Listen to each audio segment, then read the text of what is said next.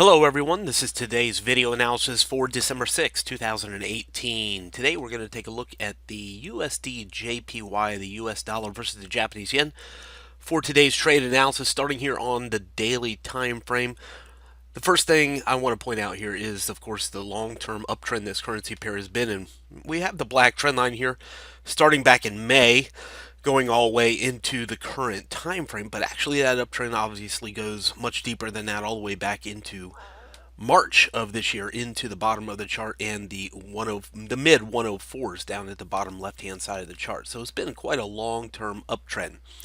While in recent days we have seen the market pressuring lower, we are still well within the parameters of this uptrend channel. Obviously, we are still above that black trend line. In fact, in the past couple of days, we've seen the market make three new lows, or a couple of weeks, I say.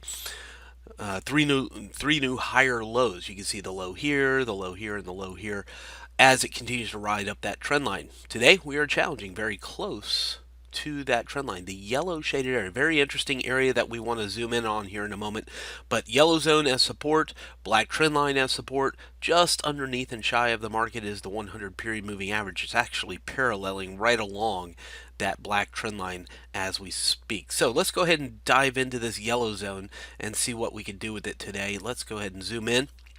Yellow zone here, again, I really want to point out the fact that it has been support. You look back here, I just put a black X right here on the chart. 112.55, 112.75 support back here on the left. You can see it here again. You can see support here in the middle of that yellow zone, and then of course the current time frame finding support there as well. So it's clear to me that at least the easiest trading decision we can make is don't sell, don't go short on top of that yellow shaded area. That's the easiest trading decision we can possibly make. Don't sell on top of 112.75, 112.55. So far, for the past several weeks, really since October, that's been a bad idea to sell on top of that yellow shaded area. So if we're not selling, maybe it potentially becomes a buy scenario into that 112.75.55 level. That way, at least we're going with what the larger market as a whole has been doing. It's fact, it's statistical fact, there's nothing we can change about the market. It has been finding support at that yellow zone. So if the market, the Forex, has been making a decision to exit sells and enter buys at the yellow zone, then us as smaller individual traders may also decide that might be a good place to do that as well.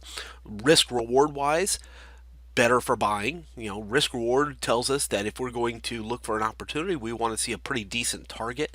So right now, if we were to sell it, your target is very small. Your profit target is very small because the yellow zone obviously is support. So you don't really think selling risk reward wise would be a very good balance in your favor. So a better balance in your favor would be buying. So everything right now, technically risk reward wise, is pointing to support, the trend line, and the potential for a buy scenario. Really, we have this larger triangle pattern here on the chart, and I'm going to go ahead and throw that in there real quick just to tell you what I'm looking at here. Let's throw this in here and this in here and this like that. So that larger yellow pattern, falling highs, rising lows, that triangle style pattern sitting there tells us, again, we're at the bottom of that triangle. If I zoom out a little bit, you can see where that resides there in the grand scheme of the chart.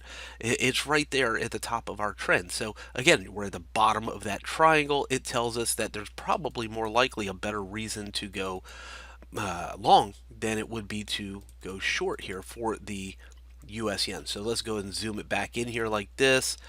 Let me go ahead and take that triangle off so it's not so distracting, but I think you get what I'm meaning. Better buys than sells. Let's go ahead and take it down to the 4-hour time frame. Of course, news can change all of this, but at least right now, again, we could see the market challenging support, finding support. Past several hours, we've seen a rally to the orange zone, then it came right back down. So let's look for that. Let's look for the market to continue to stay above the yellow zone. The risk, what's the risk in this scenario? The risk is it gets underneath that yellow zone. So if you're looking to place a stop loss on any trade, then you're probably looking for it somewhere underneath the yellow zone. So let's put it underneath. So let's say 112.50, 45, wherever you're comfortable with your own risk parameters, you're going to put your stop loss under the yellow zone. You could go deeper than that if I suppose if you wanted to, if it fits with your risk management practices. But again, the biggest deal is we want to see it stay above the yellow zone, stay above the black trend line, stay within the bottom of that triangle pattern that we just saw, rising lows as you can see here in the overall scheme of things. The risk is it breaks underneath it for a move lower on the US yen today. From Forex Traders Daily, this has been your daily analysis with Ross Mullins. If you would like to get Ross's analysis on all the currency pairs he's watching and all the trades he takes today, join him in his live trade room by clicking on the link below. Please leave any comments you have about today's video in the comments section below.